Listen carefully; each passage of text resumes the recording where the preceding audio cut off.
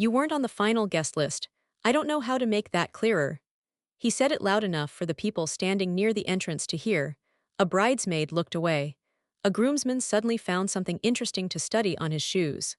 And I just stood there, in the dress I had bought 3 weeks earlier, holding a small clutch bag with a card inside that I had written and rewritten 4 times. I didn't cry. I didn't raise my voice. I looked at my brother and said, "Okay, Derek, I'll remember this moment." Then I walked to my car, started the engine, and drove away. What none of them knew was that in 3 weeks, we'd all be sitting in the same room together. And I'd be the only one smiling. My name is Cassandra, I'm 34 years old. And this is the story of how my family's cruelty became the very thing that set me free.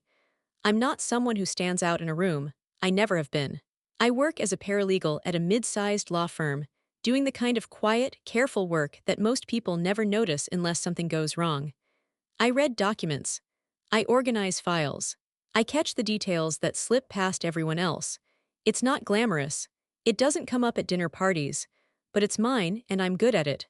Growing up, I was the middle child, which in my family basically meant I was furniture. My brother Derek was the one they talked about.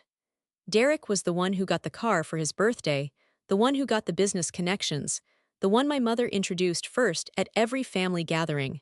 She used to say to me, "You're the steady one, Cassie. That means you don't need as much." She believed that, she truly did.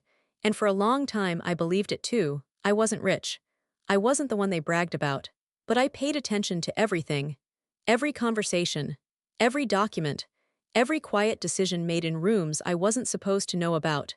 In my family, that turned out to matter most. If you've ever felt invisible while someone else in your family got all the praise and all the resources, subscribe right now because you belong here. Tell me in the comments, were you the overlooked one? Were you the steady one they never worried about because they assumed you'd be fine? Drop your story below.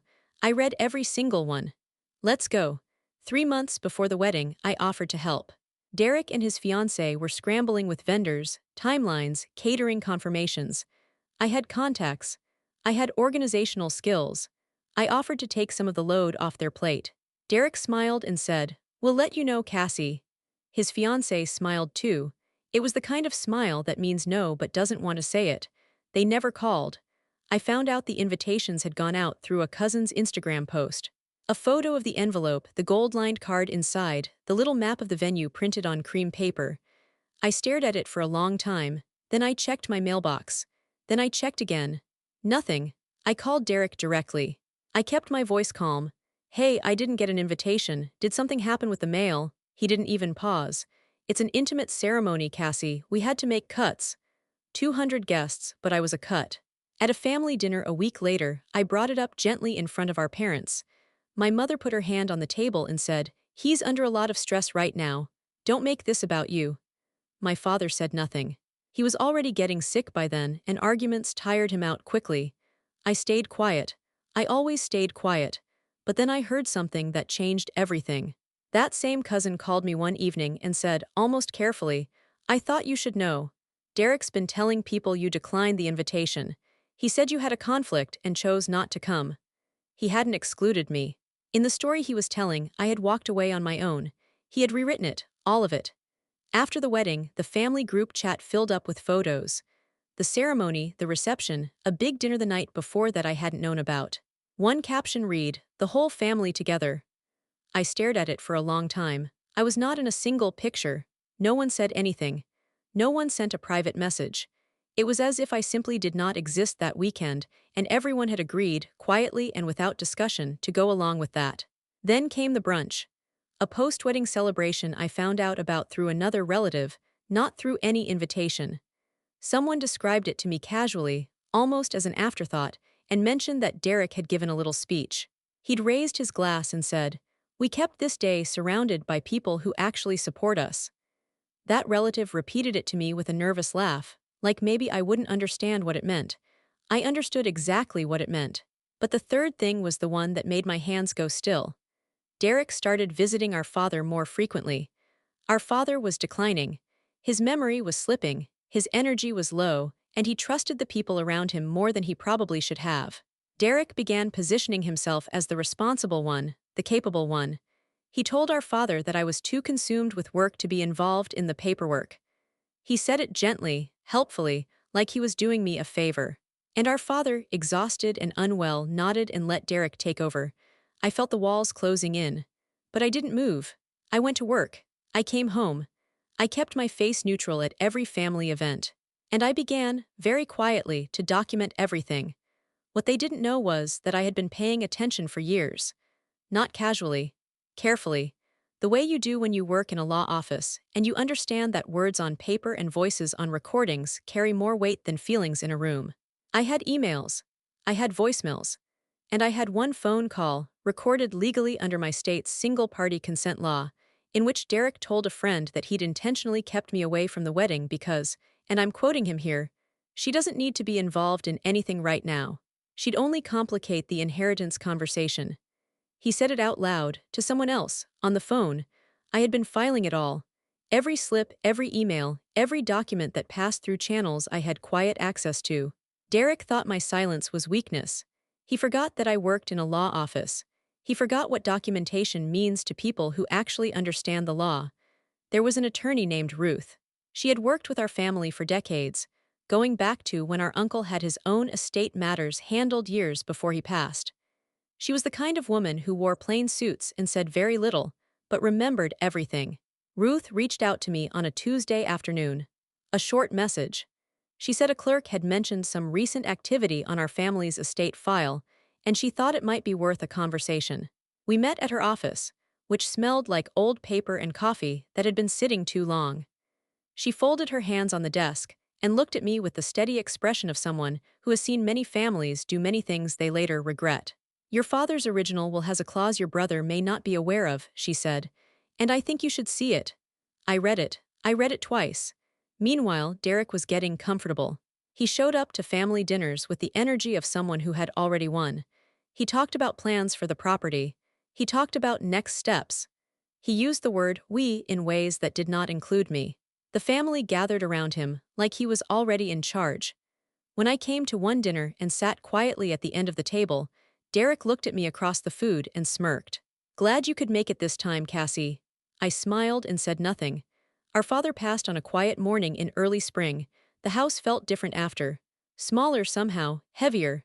Within days, Derek arranged a meeting at Ruth's office. He called it a family gathering for the will reading. He arrived with his wife, our mother, and two aunts, all of them dressed carefully, carrying the energy of people who expect good news. He shook hands with Ruth and sat at the head of the table like he already knew the result. His wife had a small smile she kept trying to hide. Ruth opened the folder. The room smelled like wood polish and recycled air. A clock on the wall ticked steadily. She began to read. The will was long, more detailed than any of them expected. Our father had updated it 14 months earlier, quietly, in a private meeting with Ruth that no one else had known about. The estate was to be divided, yes, but the family home and the primary assets were to go into a trust, a managed trust, with a named trustee. Ruth read the name. Mine. She read the exact words our father had written. Due to her professional integrity and her consistent, quiet presence in my life during my final years. Derek's chair scraped back. That's not right. His voice was controlled for about 3 seconds. Then it wasn't. She wasn't even at my wedding. She checked out of this family. Everyone knows that. I reached into the bag beside my chair. I placed a folder on the table, printed emails, a transcript of the recorded call, a documented timeline of the estate-related conversations Derek had steered without authorization. Ruth picked it up without expression. She reviewed the first 2 pages and then looked at Derek over the top of her glasses. Any challenge to this will, she said, would need to be addressed in light of this documentation first. Derek looked at the folder, then at Ruth, then at his wife, who had put her hand on his arm. The room was completely silent except for that clock. I looked at my brother and said, quietly and clearly, I stayed quiet, Derek. I didn't disappear. There's a difference. I walked out of Ruth's office into the middle of a bright afternoon. I didn't feel victorious. I felt something quieter than that. Settled, like something that had been tilted for a very long time had finally found its level. I didn't call Derek. I didn't send a message to the group chat. I simply went home, made coffee, and sat by the window for a long time. The calls came eventually. My mother, careful and stiff, saying she had no idea things had gone so far. A cousin with an apology dressed up as curiosity. An ant who wanted to clear the air. I listened to each one and responded with the same measured calm that I had used my whole life, the calm they had always called passivity, the calm that had actually been patience. My father saw me clearly, even when he couldn't always remember my name in those last months. He saw what I did, what I was worth. He put it in writing. And that will outlast every dinner I wasn't invited to, every photo I wasn't in, every toast that was meant to cut me out. They thought silence meant I had nothing. It meant I had everything I needed, and I was waiting for the right room. My father saw me, even when no one else did. That's the only vindication I ever needed. If someone in your family tried to push you out of what was rightfully yours, financially, emotionally, or legally, then you know exactly how this felt. Subscribe and drop your story in the comments. Did someone rewrite the narrative to make you the villain? Did they move quietly behind the scenes while you were kept out of the room? Tell me. I want to hear it. Click hype to help this story reach every person who has ever been quietly written out of their own family's story. Standing up for yourself is tough. If you've been there, subscribe and become part of our community. Let me know this story helped by clicking hype. And tell me where you're watching from. I love seeing how far these stories travel.